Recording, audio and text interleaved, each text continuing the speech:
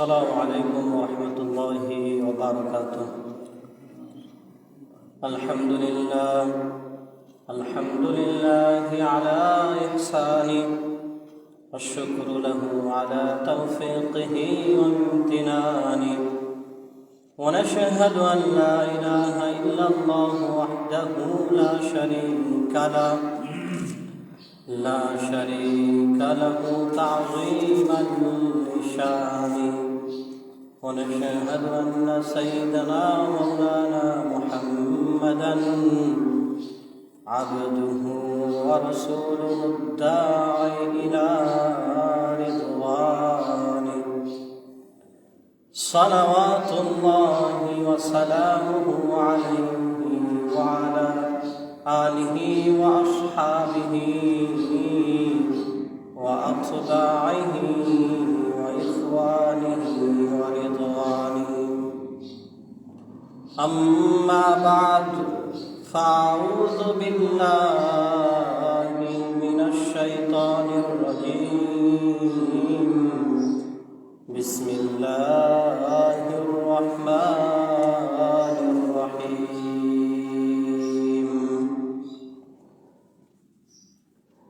اليوم أكملت لكم دينكم وأتممت عليكم نعمتي ورضيت لكم الإسلام دينا. وقال تعالى في شان حبيبه: إن الله وملائكته يصلون على النبي يا أيها الذين آمنوا صلوا عليه وسلموا تسليما. اللهم صل على سيدنا مولانا محمد وعلى آل سيدنا مولانا محمد. اللهم صل على سيدنا مولانا محمد وعلى آل سيدنا مولانا محمد. আসছি একা, যাব একা, কেউ তো সঙ্গে যাবে না। মাটির ঘরে রব পরে, বিছানা বাতি পাব না। আল্লাহুম্মা সাল্লি আলা সাইয়্যিদিনা মাওলানা মুহাম্মদ ওয়া আলা আলি সাইয়্যিদিনা মাওলানা মুহাম্মদ। বালাগনা বিকামালিহি كشف الدجى بجماله، حسنت جميع خصاله. صلوا عليه وآله. আলহামদুলিল্লাহ, আল্লাহ পাক রব্বুল আলামিনের দরবারে অজস্র অগণিত শুকর এবং সুজুদ আদায় করছি যে মহান রব্বুল আলামিন আমাদেরকে পবিত্র জুমাবারের দিনে দুনিয়াবী সমস্ত কর্মব্যস্ততা থেকে অবসর দিয়ে মহান আল্লাহ রব্বুল আলামিনের মহান হুকুম সালাতুল জুমা আদায়ের লক্ষ্যে তার ঘর মসজিদে বসার তৌফিক দিয়েছেন। এজন্য আমরা পড়ছি আলহামদুলিল্লাহ। আবার লাখো কোটি দুরূদ এবং সালাম বর্ষিত হোক দয়ার নবী, মায়ার নবী, বিশ্বনবী মুহাম্মদ রাসূলুল্লাহর পর আমরা পড়ছি সাল্লাল্লাহু আলাইহি ওয়াসাল্লাম। মুহতারাম হাজিরিন, আপনারা অবগত আছেন যে আমরা অতীব জরুরি একটি বিষয় সম্পর্কে আলোচনা শুরু করেছিলাম, আর তা হল ঈমান ভঙ্গের কারণসমূহ, যেগুলোকে আকায়েদের পরিভাষায় নওয়াকিদুল ঈমান বলা হয়। শুরুতে ওই দিন আপনাদেরকে বলেছিলাম আকায়েদবিদগণ নওয়াকিদুল ঈমানের সংজ্ঞায় লিখেছেন, হিয়াল্লাতী আহতাবাত ঈমানাল মুমিনিন ওয়া যালাত আনহুমুল ইসলাম ইউকালু লাহা নওয়াকিদুল ঈমান। আকায়েদ বিশারদগণ লিখেন, যেই সমস্ত বিষয় ঈমানদারের ঈমানকে ধ্বংস করে দেয়, মুসলমানের মুসলমানিত্বকে নষ্ট করে দেয়, মূলত সেগুলোকেই নওয়াকিদুল ঈমান তথা ঈমান ভঙ্গের কারণ বলা হয়। আমরা সহজে মনে রাখার জন্য বলেছিলাম ঈমান ভঙ্গের কারণ 10টি। এই 10টার মধ্যে আল্লাহ সংক্রান্ত ঈমান ভঙ্গের কারণ 2টি, নবীজির সাথে সংক্রান্ত ঈমান ভঙ্গের কারণ 2টি, কাফেরদের সাথে ঈমান ভঙ্গের কারণ 2টি, 3 2 6টি, ইসলাম এবং ধর্মের সাথে সংক্রান্ত ঈমান ভঙ্গের কারণ হলো 3টি। এই মোট 9টি। আর 10 নম্বর বলেছিলাম যে ঈমান ভঙ্গের কারণ জাদুটনা করা, এটা ঈমান ভঙ্গের একটি কারণ।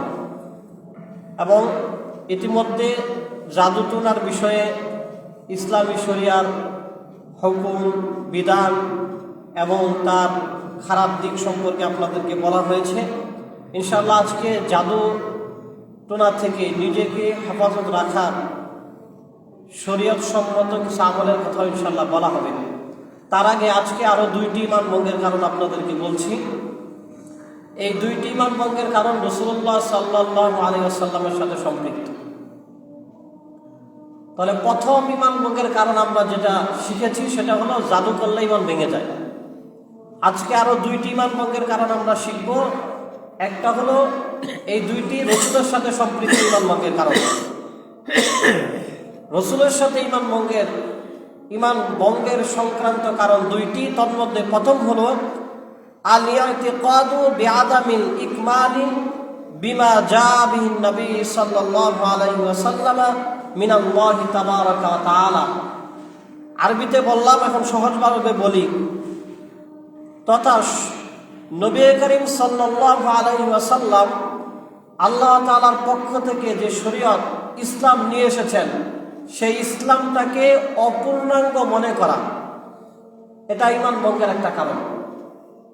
নবীজি মুহাম্মদ রাসূলুল্লাহ সাল্লাল্লাহু আলাইহি সাল্লাম কর্তৃক প্রণীত শরীয়ত অর্থাৎ ইসলাম, এই ইসলামকে কখনো কোনো ব্যাপারে অপূর্ণাঙ্গ মনে করা যে ইসলাম তো নবীর যুগে ছিল 1500 বছর আগে, সেটা এখন আর এই আধুনিক যুগে চলে না, এটা একটু অন্যরকম হওয়ার দরকার ছিল। নাউজুবিল্লাহ। কেউ যদি এমন মনে করে, আল-ইতিকাদ এরকম আকীদা লালন করে, বিশ্বাস করে, বা এরকম ভাবনা ভাবে, আকায়েদ বিশারদগণ বলেন এই ভাবনা বাবার দ্বারাই তার ঈমান নষ্ট হয়ে যাবে। নাউজুবিল্লাহ। যেমন এক বর্ণনায় এসেছে, মানিয়া তাকদা আন্না গায়রা হাদিন নবী সাল্লাল্লাহু আলাইহি ওয়াসাল্লাম আকমালু মিন হাদিহি।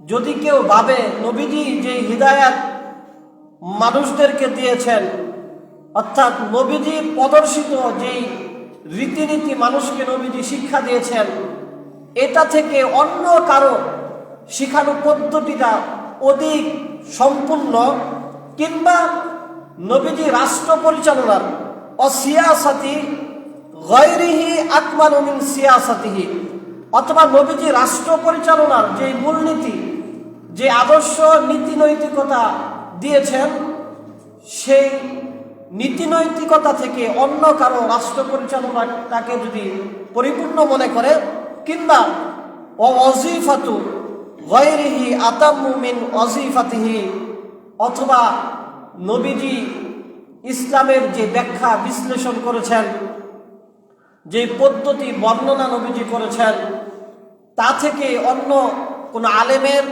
কোনো পীরের, কোনো ব্যক্তির বর্ণনাটাকে বেশি পরিপূর্ণ মনে করে, ফাহুয়া কাফিরুন, তাহলে এই সবগুলো ক্ষেত্রে কাফের হয়ে যাবে সবাই।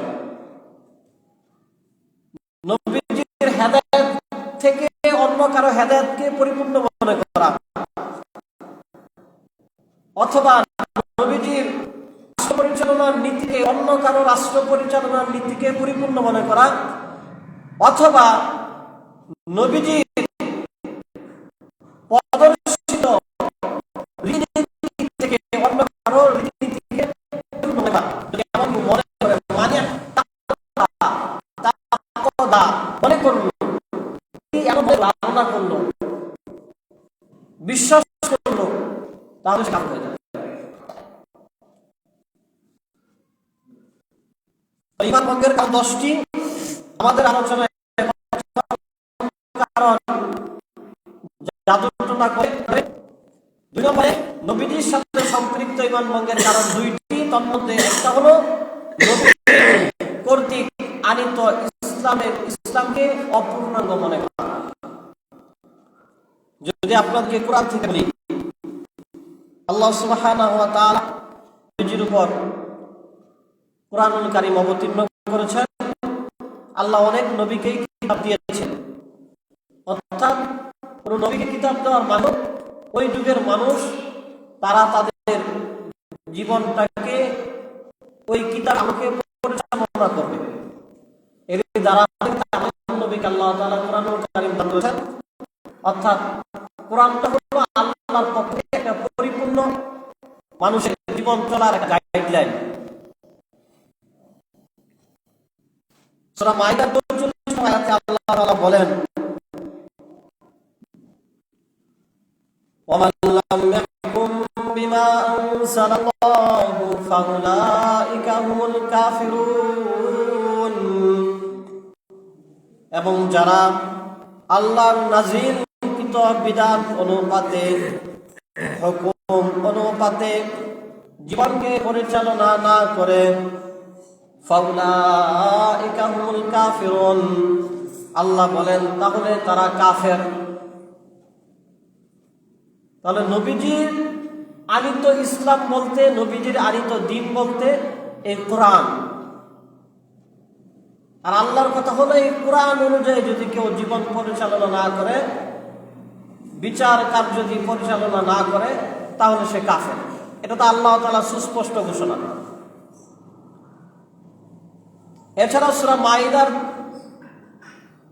3 আয়াতে আল্লাহ বলেছেন, আল-ইয়াওমা আকমালতু লাকুম দীনাকুম ওয়া আতমামতু আলাইকুম নি'মাতি ওয়া রাদিতু লাকুমুল ইসলাম দীনা।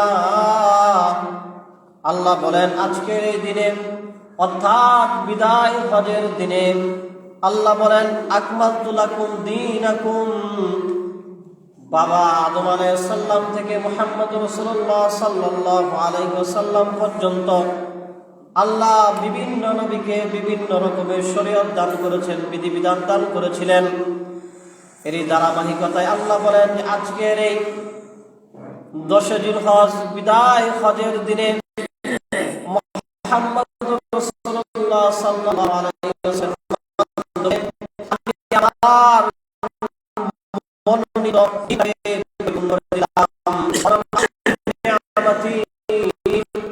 আমার নিয়ামতকেও তোমাদের জন্য পূর্ণাঙ্গ করে দিলাম। এখানে নিয়ামত ইসলাম, আমাদের লাগে সেটাই আমার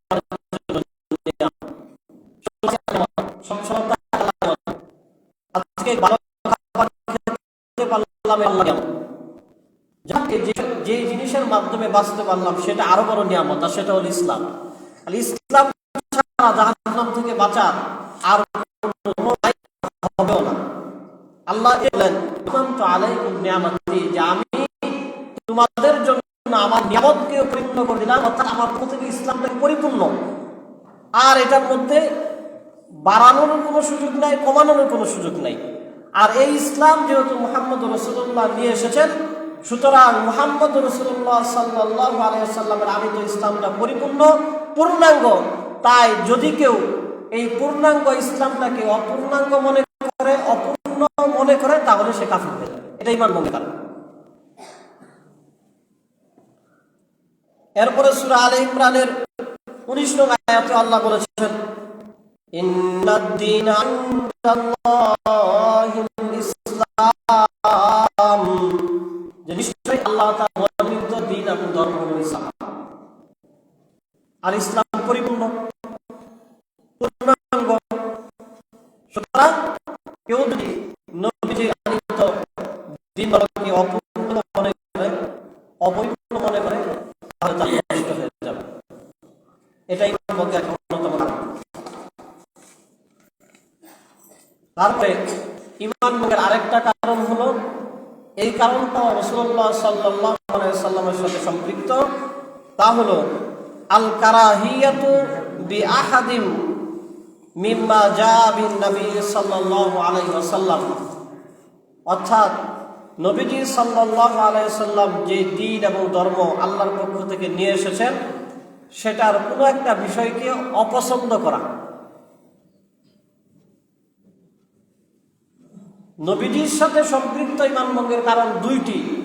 একটা হলো নবীজির আনিত দ্বীন ধর্মকে অপূর্ণাঙ্গ মনে করা, আরেকটা হলো নবীজির আনিত দ্বীন এবং ধর্মের কোনো বিষয়কে অপছন্দ করা। এই বিষয়টা বলাটা অতিরঞ্জিত, তবুও বোঝার জন্য বলতে হয়। যদি কোনো মানুষ কোনো কারণে, গাফলতির কারণে, উদাসীনতার কারণে, কিংবা ধরেন দুনিয়ার জীবনকে প্রাধান্য দেওয়ার কারণে ইসলামের বিধিবিধান পালন করেন না, আছে আমাদের সমাজে, আমাদের আশেপাশে অনেক মানুষ এমন আছে, বা আমরা পরিপূর্ণভাবে ইসলামের সব কিছু অনেক সময় পালন করতে পারি না, অপারগ, বা আমরা ব্যর্থ, পারি না। কিন্তু এই পালন না করার কারণে কোনো মানুষ কিন্তু কাফের হয়ে যায় না। তবে যদি ইসলামের কোনো বিষয়কে অপছন্দ করে, ধরেন কিছু পালন করে কিন্তু আবার কোনো বিষয়কে অপছন্দও করে, এই অপছন্দের কারণে মানুষের ঈমান ভেঙে যাবে, ঈমান নষ্ট হয়ে যাবে। পালন না করার কারণে, কোনো কারণে যদি সে পালন না করে, হয়তো অসতর্কতার কারণে, কিংবা না জানার কারণে, কিংবা অলসতার কারণে, কিংবা পালন করলোই না, খামখেয়ালির কারণে করলোই না, উদাসীনতার কারণে করলোই না, কিন্তু এই না করার কারণে কোনো মানুষ কাফের হয় না।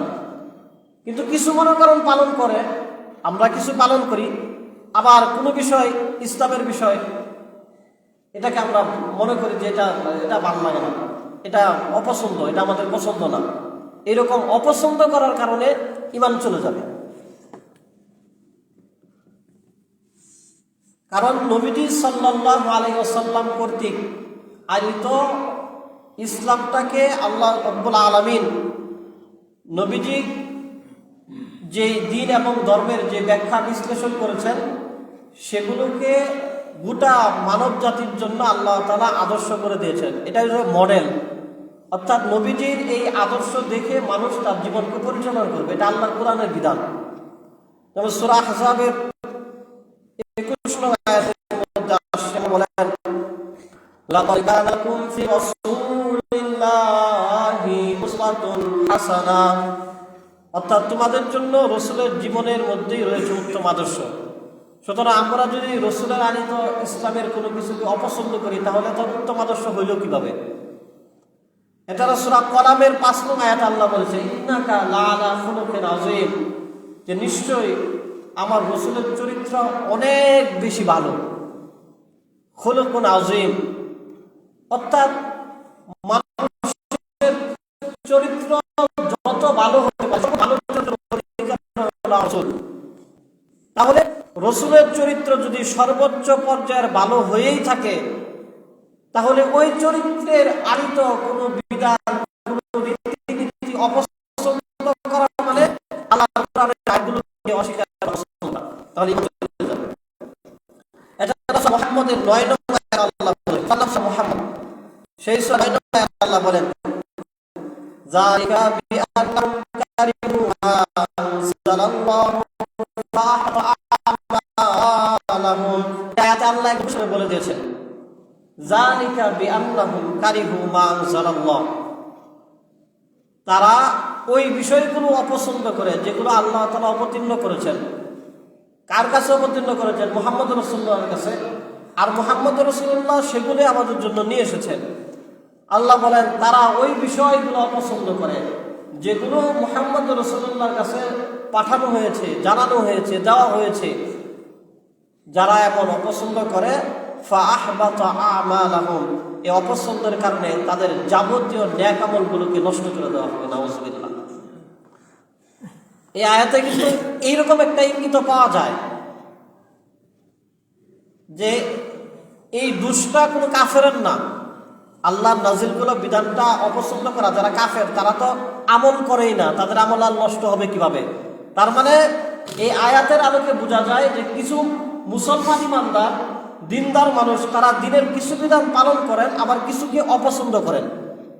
যেগুলো পালন করেন সেগুলো আল্লাহ দিয়েছিলেন, যেগুলোকে অপছন্দ করেন সেগুলো আল্লাহ দেওয়া বিধিবিধান। আল্লাহ বলেন এরকম কিছু পালন করলো আর কিছু অপছন্দ করলো, এই অপছন্দের কারণে ফাহবাতা আমালাহুম, তাদের সব আমলগুলোকে নষ্ট করে দেওয়া হবে।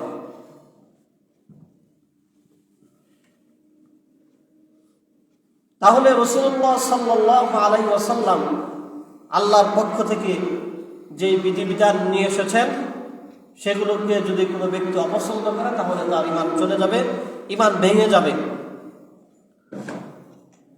এই হলো দুইটি। গত জুমাতে আমরা বলেছিলাম একটি, মোট 3টি ঈমান ভঙ্গের কারণ আপনাদেরকে বলা হলো। আমি প্রথম থেকে মনে রাখার জন্য বারবার আবার কারণগুলো বলছি, যাতে এগুলো আমাদের সবসময় মনে থাকে। কারণ গত জুমাতে আপনাদেরকে আমি বলেছিলাম ওযু ভঙ্গের কারণ জানা না থাকলে কখন ওযু ভেঙে যাবে আমরা জানবো না। নামাজ ভঙ্গের কারণ আমরা না জানলে নামাজ কখন ভেঙে যাবে, নষ্ট হয়ে যাবে আমরা জানবো না। ফলে হয়তো এক ওয়াক্ত নামাজ আমাদের না পড়ার গুনাহ আমলনামায় আসবে। কিন্তু ঈমান ভঙ্গের কারণ যদি আমরা না জানি, অজ্ঞতা সরে কোনো কারণ ঘটে যায় আর ঈমান ভেঙে যায়, ঈমানটাকে আবার দুহরানো না হয়, সংশোধিত না করা হয়, তাহলে গোটা জীবনের সব আমলগুলোই বরবাদ হয়ে যাবে। নাউযুবিল্লাহ। এজন্য অন্যান্য আমল ভঙ্গের কারণগুলো জানা যেমন জরুরি, ঈমান ভঙ্গের কারণটা জানা তার থেকে আরো অনেক বেশি জরুরি।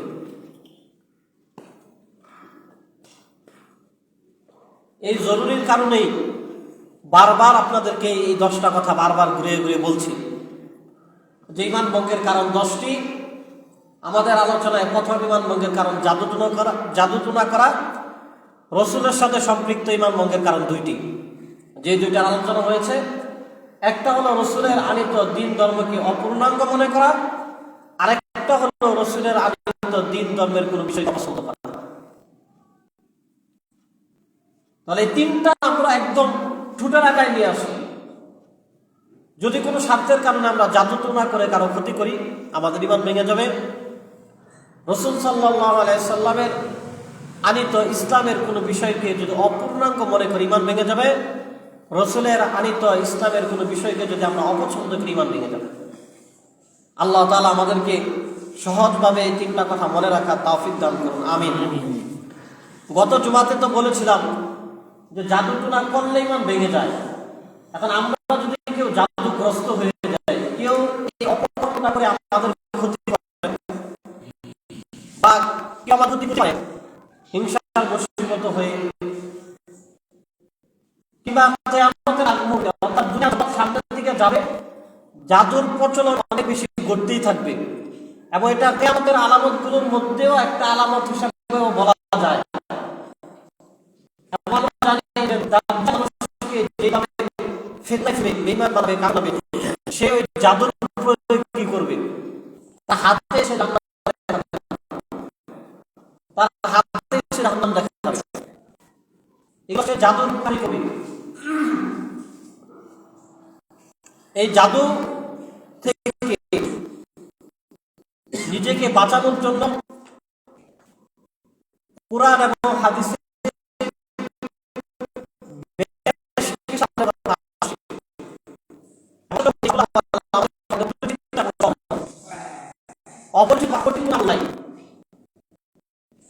হয়তো আমরা জানি না বা ওইভাবে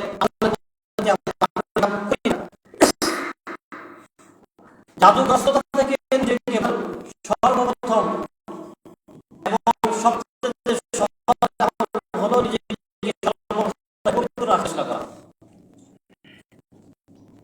শরীরটাকে পবিত্র রাখার চেষ্টা করা। বৈশিষ্ট্য মুমিনের বৈশিষ্ট্য। অপবিত্রতা শয়তানের, খান্নাস, তারা পাপিষ্ঠ মানুষ বা শয়তান জিন, যেগুলো জিনের মধ্যে যেগুলো খবিশ জিন, তাদের আখড়া, তাদের আস্তাকুর বা তাদের আস্তানা হয় অপবিত্র জায়গায়। এজন্য জাদুগ্রস্ততা থেকে নিজেকে বাঁচানোর সর্বপ্রথম হাতিয়ার হলো যথাসম্ভব নিজের শরীরটাকে পবিত্র অবস্থায় রাখা। এজন্য ফিকহের কিতাবে আসছে, যদি কোনো মানুষের ফরজ গোসল হয়েও যায়, কোনো কারণে গোসল করতে বিলম্ব হয়, ঠান্ডা পানি তৈরি করা কিংবা ঘুমের প্রয়োজন কিংবা অন্য ইত্যাদি ইত্যাদি অন্য কোনো কারণে যদি ফরজ গোসলের বিলম্ব করতে হয়, হাদিসের নির্দেশ হলো সে ওযু করে এক রকমের পবিত্র হয়ে সে বিলম্ব করবে। বা মাঝখানে খাবার দাবারের প্রয়োজন, ফরজ গোসল হয়েছে, তার খাবার দাবারের প্রয়োজন, ক্ষুধা লাগছে, শরীর ক্লান্ত, হাদিসের নির্দেশ হলো সে অন্তত ওযুটা সে করে নিবে।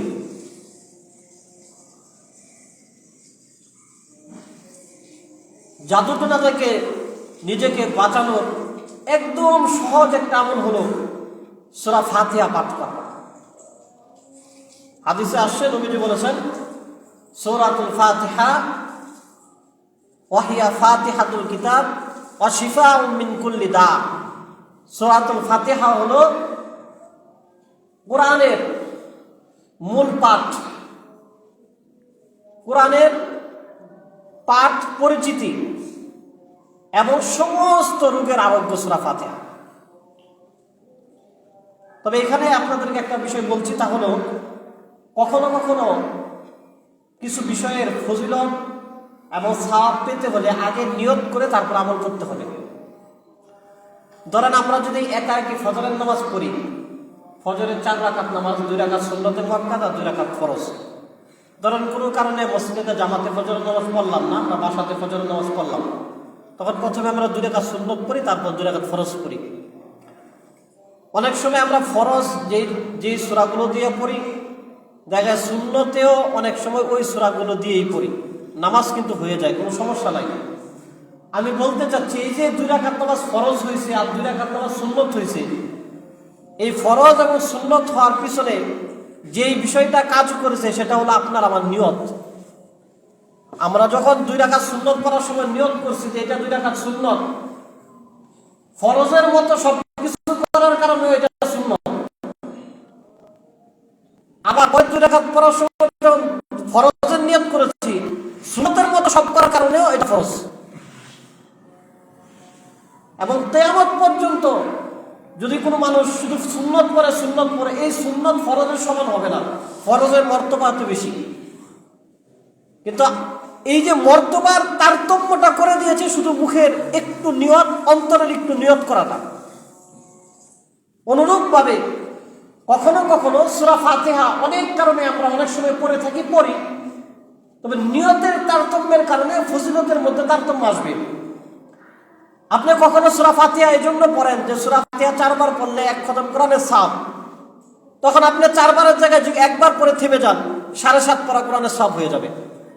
আবার কখনো যদি আপনি সূরা ফাতিহা এই জন্য পড়েন যে সূরা ফাতিহা সব রোগের আরোগ্য, মাথাটা প্রচন্ড ব্যথা করতেছে, এখন হাতের কাছে প্রতিষেধক কোনো কিছুই নাই, সূরা ফাতিহা একটু পড়লাম এই নিয়তে যে সূরা ফাতিহা সব রোগের আরোগ্য, তখন এটা রোগের আরোগ্য হবে। আবার যদি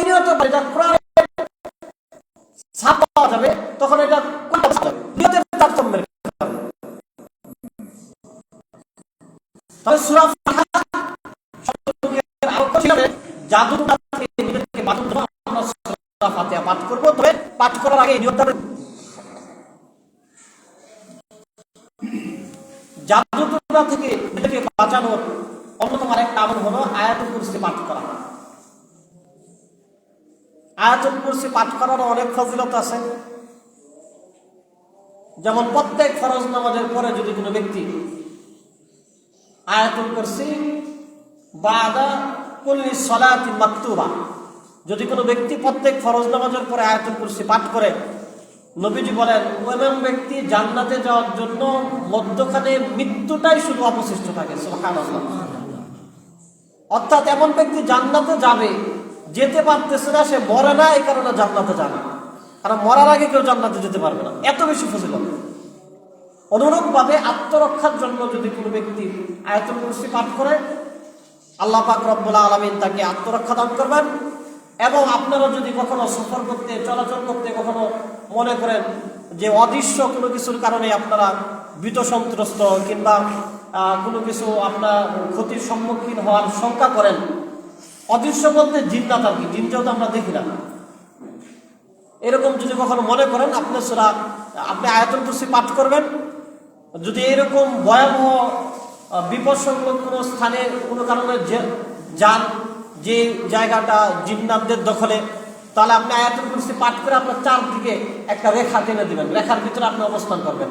এই রেখার ভিতরে যতক্ষণ থাকবেন কোনো জিন্নাত, কোনো খারাপ কোনো কিছু আপনার কোনো ধরনের ক্ষতি করতে পারবে না।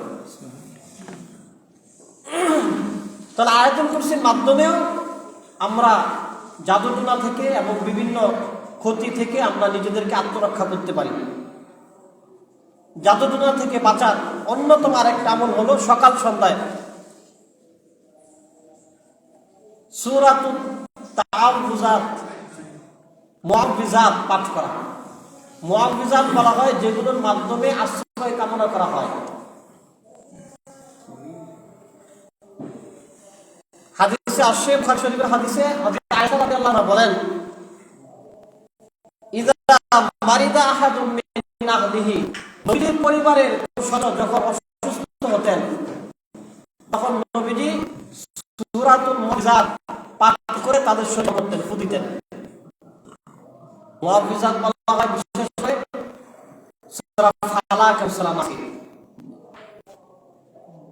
সাথে বলছেন সূরা ইখলাসকেও সাথে নিতে। প্রথমে সূরা ইখলাস, তারপর সূরা ফালাক, সূরা নাস। এছাড়া বুখারী মুসলিম শরীফের এক হাদিসে আসে,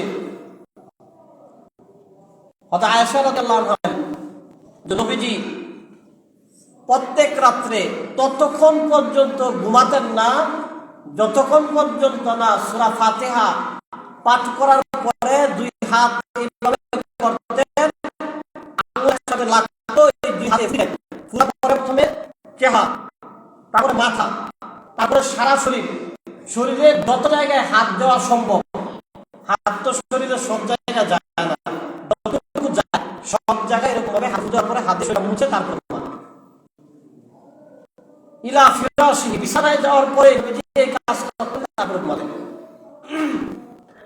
কারণ এই দুই সূরার মধ্যে যাবতীয় অকল্যাণ থেকে, সেটা মানবীয় অকল্যাণ হোক, মানব গোষ্ঠী কর্তৃক হোক, জিন্নাত কর্তৃক হোক, অদৃশ্য কোন সৃষ্টি কর্তৃক হোক, সমস্ত অকল্যাণের জন্য আল্লাহর কাছে সিকিউরিটি এবং সেফটির দরখাস্ত করা।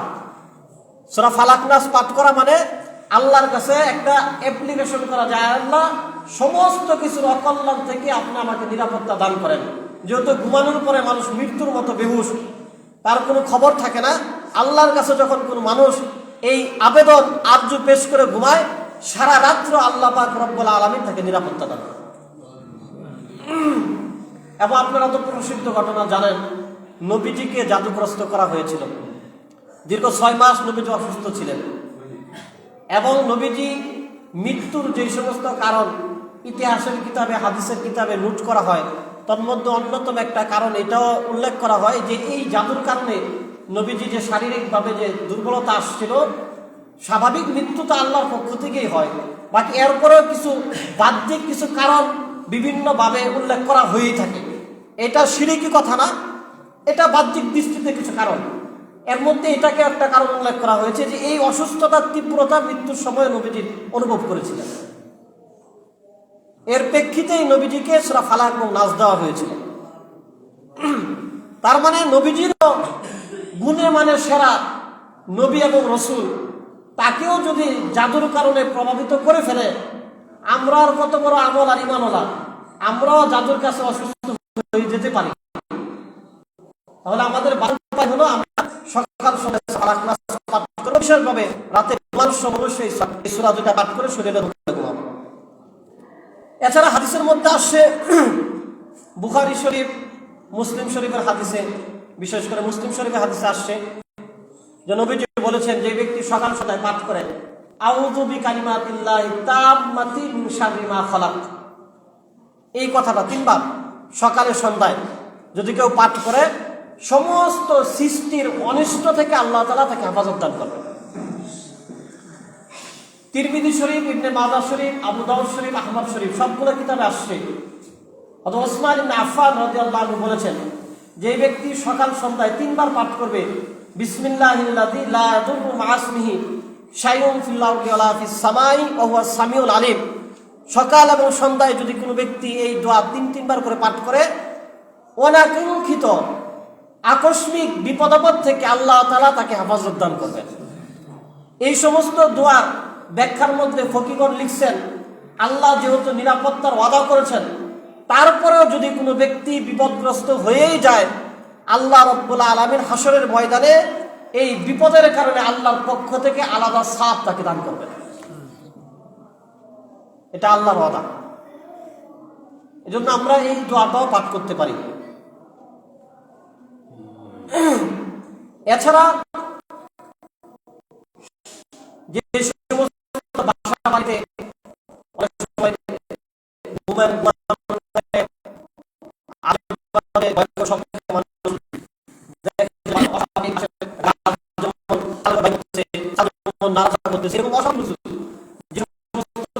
দিনের প্রভাবের কারণ হয়ে থাকে,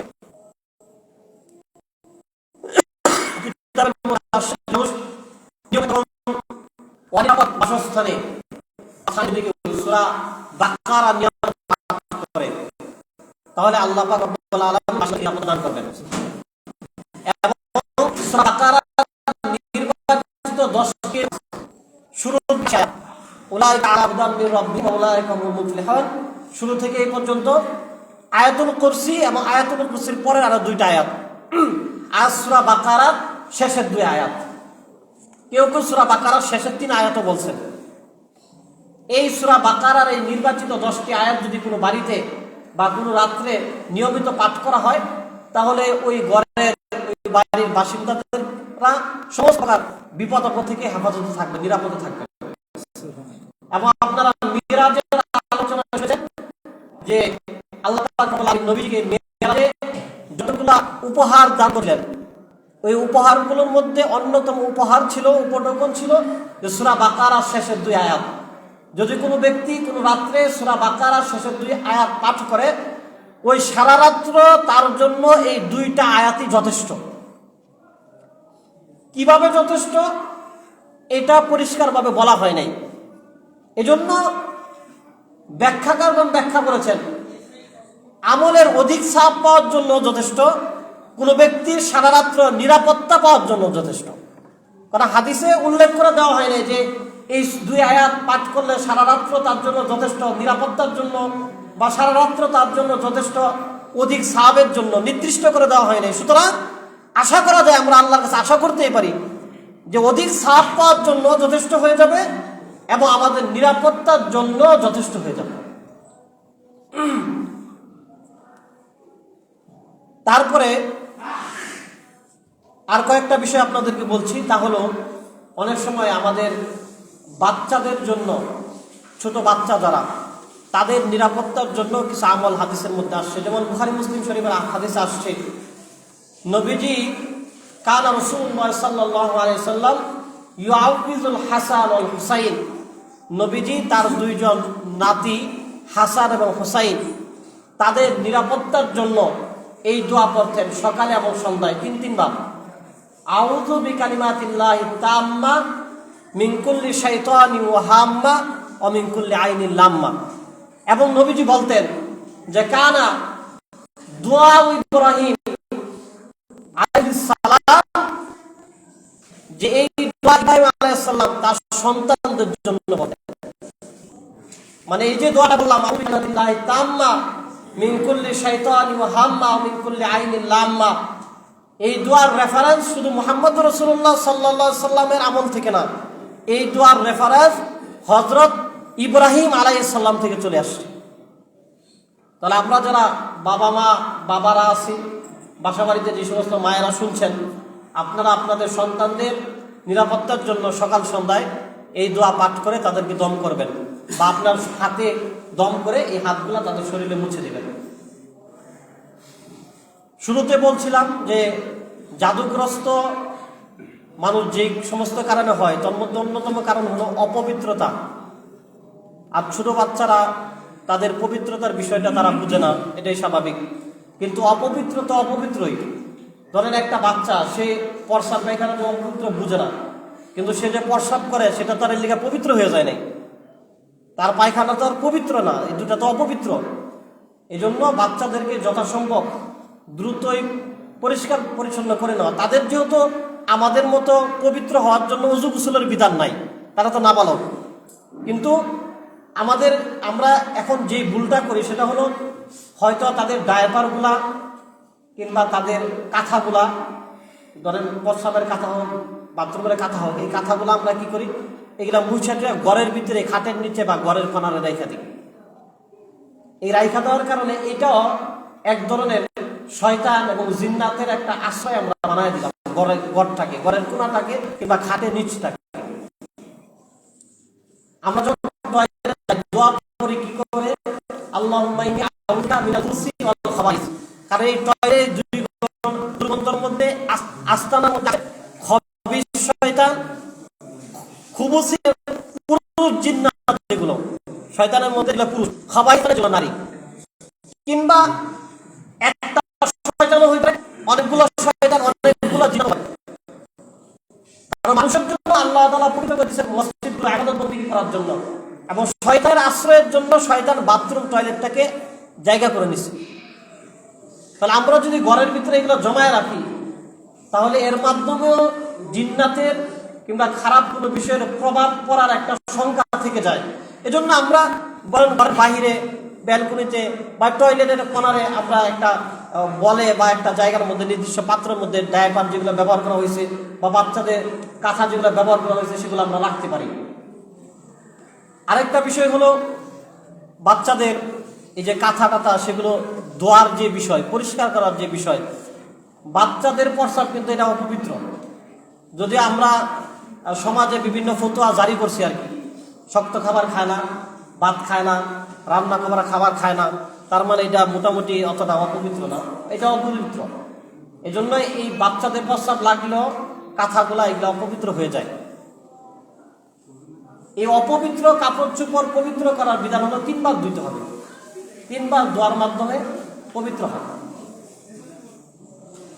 আমরা যেহেতু শহর অঞ্চলের মানুষ বা আমাদের আশেপাশে ওইরকম ভাবে পুকুর বা আমরা জলাশয়ে কাপড় চাপড় ধুই না, বাসা বাড়িতে বালতির মাধ্যমে বা বলের মাধ্যমে ব্যবহার করে থাকি। এজন্য 3 বার পানিটাকে পরিবর্তন করে ওই পানির মধ্যে কাপড়গুলো ধুয়ে আমরা পরিষ্কার করি। মোটামুটি আমরা যদি এই বিষয়গুলো খেয়াল রাখি, আশা করা যায় যে আমরা নিজেরাও নিরাপদে জাদুগ্রস্ত হওয়া থেকে নিরাপদে থাকতে পারবো, আমাদের সন্তানরাও নিরাপদে থাকবে। আল্লাহ সুবহানাহু ওয়া তাআলা আমাদেরকে এই আমলগুলো করার তৌফিক দান করুন, সবাই বলে আমিন। মুহতারাম হাজরিন, আপনারা জানেন যে আমাদের সূরা মুমিনুনের আলোচনা চলতেছিল। ইতিমধ্যে আমরা সূরা মুমিনুনের 61টা আয়াতের আলোচনা করেছিলাম।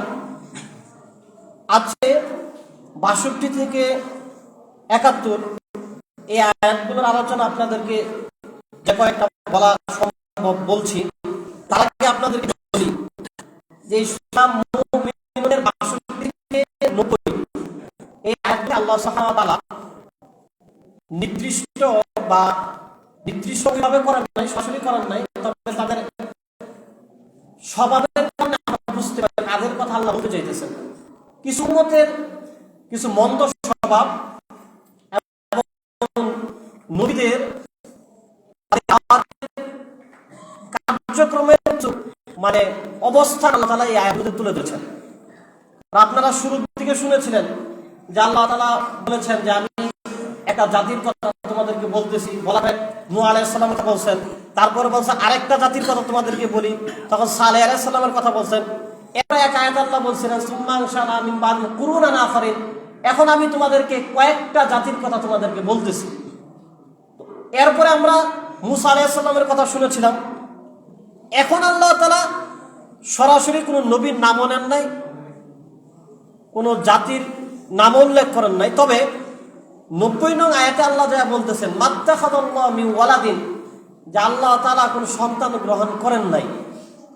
তার মানে বোঝা যায় যারা মনে করতো যে আল্লাহ সন্তান গ্রহণ করেন তাদের কথা বলে আগে আল্লাহ তাআলা বলেছেন। মোটামুটি এরকম একটা বোঝা যায়। ওই হিসাবে ইহুদিদের কথাও বোঝা যায়, নাসারাদের কথা বোঝা যায়। অর্থাৎ সূরা মুমিনুনের 62 থেকে 90 নং আয়াতগুলোতে আল্লাহ তাআলা মূলত ইহুদ নাসারাদের এই দুই জাতির স্বভাব এবং তাদের নবীরা কি কি কার্যক্রমের মাধ্যমে আল্লাহর কথা তাদেরকে বলেছিলেন সেই বিষয়গুলো আল্লাহ তাআলা বলেছিলেন। আজকে শুধু 61 থেকে 62 থেকে 71 এই আয়াতগুলোতে ওই জাতির স্বভাব আল্লাহ তাআলা বলছেন। আল্লাহ বলেন যে ওয়ালা নুকাল্লিফু নাফসান ইল্লা উসআহা ওয়ালাদাইনা কিতাবুন ইয়ানতাকু বিল হাক্কি ওয়া হুম লা ইযলামুন। আল্লাহ বলেন যে আমি তোমাদেরকে এমন কিছু বিষয় দেই নাই যেগুলো তোমাদের সাধ্যাতিরিক্ত, তোমরা পারবে না এমন কিছু আমি তোমাদেরকে চাপায়া দেই নাই। ওয়ালাদাইনা কিতাবুন ইয়ানতাকু বিল হাক্কি ওয়া হুম লা ইযলামুন, তবে তোমরা যা কিছুই করতেছো সব কিছুই আমার কাছে একটা নির্ধারিত কিতাবের মধ্যে সত্য সত্যই লিপিবদ্ধ আছে। অহুম লা ইযলামুন, তোমাদের কারো প্রতি কোনো জুলুম করা হবে না। বাল কুলুবুহুম ফি গামরাতিন মিন হাযা ওয়া লাহুম আমালুম মিন দুনি যালিকা হুম লা আমিলুন, কিন্তু তাদের অন্তর এই বিষয় থেকে উদাসীন। বাল কুলুবুহুম ফি গামরাতিন মিন হাযা, এই যে আল্লাহ সহজ করে দিন ধর্ম দান করেছেন যুগে যুগে সব নবীদের উম্মতদেরকে আল্লাহ তাআলা সহজ দিন শরীয়ত দান করেছেন, কঠিন কারোর জন্য করেন নাই। এবং আল্লাহ সবকিছু কিতাবে লিপিবদ্ধ করে রাখতেছেন। আল্লাহ বলেন বাল কুলুবুহুম ফি গামরাতিন মিন হাযা, কিন্তু এই বিষয়টা থেকে তোমাদের অন্তর উদাসীন। ওয়ালাহুম আমালুম মিন দুনি যালিকা হুম লা আমিলুন, এবং তোমরা এগুলো ছাড়াও আরো বড় বড় অপরাধ তোমরা নিজেরা করে ফেলো। হাত্তা ইযা আখাযনা মুতরাফিহিম বিল আযাব, আল্লাহ বলেন এই যে তোমরা অপরাধ করো, গুনাহ করো, করার পরে যখন তোমাদের মধ্যে যারা বিত্তশালী, ঐশ্বর্যশালী, ক্ষমতাবান, তাদেরকে আমি যখন পাকড়াও করি অবশেষে ইযা হুম ইয়াজআরুন, তখন তোমরা আবার কান্নাকাটি শুরু করে দাও। লা তাজারুল ইয়াউম, আল্লাহ বলেন এখন কান্নাকাটি করে আর্তনাদ করে কোনো লাভ নাই। ইন্নাকুম মিন্না লা তুনসারুন, কারণ তোমাদেরকে বাঁচানোর জন্য এখন আর কোনো সাহায্যকারী নাই। কদ কানাত আয়াতি তুতলা আলাইকুম, অবশ্যই তোমাদের কাছে ইতিপূর্বে আমার আয়াত, আমার বিধিবিধানগুলো পড়ে পড়ে শোনানো হতো, জানানো হতো, কখনো নবীদের মাধ্যমে, কখনো সাহাবায়ে কেরামের মাধ্যমে, কখনো যুগে যুগে আলেম উলামা কিংবা যারা আল্লাহর কিতাব সম্পর্কে জানেন তাদের মাধ্যমে আল্লাহর আয়াত তোমাদেরকে শোনানো হতো, জানানো হতো। ফাকুনতুম আলা আকাবিকুম তানকিসুন, কিন্তু তোমরা সেগুলো থেকে নিজেকে দূরে সরিয়ে রাখতে। মুস্তাকবিরিন, শুধু দূরে সরিয়ে রাখতে না, দম্ভ করতে, অহংকারের বশীভূত হতে। বিহি সামিরান তাহজুরুন, এবং তোমরা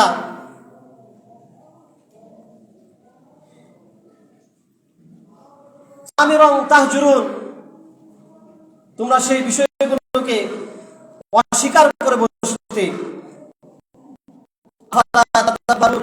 কুরআন আফালাম ইয়াদাব্বারুল কুরআন, তোমরা কি কোরআন নিয়ে কখনো একটু ভাবতে না, চিন্তা ভাবনাও করতে না? আমজাকুম মা লাম ইয়াতি আবাল আওয়ালিন, এবং তোমাদের কাছে যেমন কোরআন আসছে, তোমাদের ইতিপূর্বে পূর্ববর্তী জাতির কাছেও তো এরকম একটা আসছিল। অর্থাৎ আল্লাহ তাআলা বুঝাইতে চাইছেন যে এমনটা মনে করো না যে কোরআনই তোমাদের জন্য আসছে আর তোমাদের পূর্বে যে সমস্ত জাতি গেছে তাদের জন্য হয়তো কোনো কিছু আসে নাই, তোমাদেরকেই নতুন করে দেওয়া হয়েছে। আসলে বিষয়টা এমন না, তোমাদের পূর্ববর্তী যারা ছিল তাদেরকেও তো এরকম দেওয়া হয়েছিল। আমলাম ইয়ারিফু রাসূলাহুম ফাহুম লাহু মুনকিরুন, তোমরা কি তোমাদের কাছে যে রসুল আসছে তাকে চিনো না? যে চিনো না দেখে অস্বীকার করো। আল্লাহ বুঝাতে চেয়েছেন যে তোমরা তো তোমাদের এই রসুলকে চেনো, যে রসুল কোরআন নিয়েছেন, 40টা বছর তোমাদের সাথে চলাচল করেছে মুহাম্মদ রাসূলুল্লাহ, তোমরা তাকে ভালোভাবেই চিনো, তারপরেও তো তোমরা তাকে অস্বীকার করলে। আম ইয়াকুলুনা বিহি জিন্না, এবং তোমরা কি বলতে? তোমরা বলতে মুহাম্মদ রাসূলুল্লাহকে জিনে ধরছে, নাউজুবিল্লাহ। কারণ মুহাম্মদ রাসূলুল্লাহ সাল্লাল্লাহু আলাইহি ওয়াসাল্লাম তো পড়ালেখা করেন নাই, কারো কাছে শিখেন নাই, কিন্তু যখন এই কোরআন আবৃত্তি করতেন, কোরআন আয়াত বলতেন, এটা তো দুনিয়ার কোনো সাহিত্যিকরা, কোনো বড় লেখক, কোনো কবি কিংবা লেখক এগুলা লিখতে পারতো না, এত সুন্দর কথা। তো তারা বলতো মুহাম্মদ যেহেতু পড়াশোনা করে নাই সাল্লাল্লাহু আলাইহি ওয়াসাল্লাম, তাহলে হয়তো তারা জিনে ধরছে, এই কারণে সে আবল তাবল বলে, নাউজুবিল্লাহ। আল্লাহ বলেন বাল জাহুম বিল হাক্কি, আরে না, বরঞ্চ তিনি যা নিয়ে এসেছেন তা সত্য। আকসারুহুম লিল হাক্কি কারিহুন, বরঞ্চ তোমরা অধিকাংশই সত্যটাকে অপছন্দ করো। এটা কাফেরদের একটা স্বভাব আল্লাহ তাআলা বলছেন। তারা কাবা চত্বরে আড়ালে বসে বসে তারা একসাথে বসে বসে মিটিং করত এবং মুহাম্মদ রাসূলুল্লাহ সাল্লাল্লাহু আলাইহি ওয়াসাল্লাম অপবাদ দিত যে এইগুলা কি করে, পাগলের মতো কথা, জিনে ধরছে মনে হয়, আবল তাবল কয়। যদিও আল্লাহ রসুল যা বলতেন সব সত্য বলতেন, কিন্তু তারা মূলত এই সত্যটাকে অস্বীকার করত, অপছন্দ করত। এই জন্য এটাকে অপছন্দ করতে যে রসুলরা অপবাদ দিত যে রসুলরা হয়তো জিনে ধরছে। তারপরে আল্লাহ তাআলা সর্বশেষ ৭১ নং আয়াতে বলেন ওয়ালাবিত্তাবাল হাক্কু আহওয়াহুম, এখন তোমরা যদি ওয়ালাবিত্তাবাল হাক্কু আহওয়াহুম, তোমাদের মন যেমন চায় ওই রকম করেই সত্যকে অনুসরণ করো। একটা ভালো বিষয়টাকে তোমরা মানবা কেমন ভাবে? তোমাদের মন যেমন চায় এমনি। আল্লাহ রসুল যেই সত্য যেভাবে বলছেন সেভাবে না, তোমাদের মন যেভাবে চায় সেভাবে অনুসরণ করো সত্যকে। তাহলে কি হতো? লাফাসাদাতিস সামাওয়াতু ওয়াল আরদু ওয়া মান ফিহিন্না, তাহলে তোমাদের এইরকম মন খুশি মতো সত্য মানার কারণে আসমান জমিন এবং এর মাঝখানে যা আছে সবকিছুর মধ্যে বিপর্যয় ঘটে যেত, আর কোনো কিছু স্বাভাবিক এবং সঠিকভাবে থাকতো না। বালাতাইনাহুম বিযিকরিহিম ফাহুম আন যিকরিহিম মুরিদুন, বরঞ্চ মুহাম্মদ রাসূলুল্লাহ তিনি তোমাদের কাছে এসেছিলেন একটা উপদেশ বাণী নিয়ে, তোমাদেরকে নসিহত করার জন্য, সতর্ক করার জন্য। আফসোস, ফাহুম আন যিকরিহিম মুরিদুন, তোমরা মুহাম্মদ রাসূলুল্লাহ সাল্লাল্লাহু আলাইহি সাল্লামের সেই উপদেশ থেকে, সেই ইসলাম থেকে, সেই কোরআন থেকে, সেই আল্লাহর বিধিবিধানগুলো থেকে নিজেরা উদাসীন হয়ে পড়ে রইলে। তাহলে আল্লাহ সুবহানাহু ওয়া তাআলা এখানে জাতিদের স্বভাবগুলোর কথা বললেন। এরপরে নবীরা কিভাবে তাদের জাতিদেরকে আল্লাহর কথা বলেছেন সেই কথাগুলো বলবেন ইনশাআল্লাহ। সামনের জুমাতে সেগুলো বলা হবে। আমরা যারা পরে আসি তারা কবলা জুমা পড়ে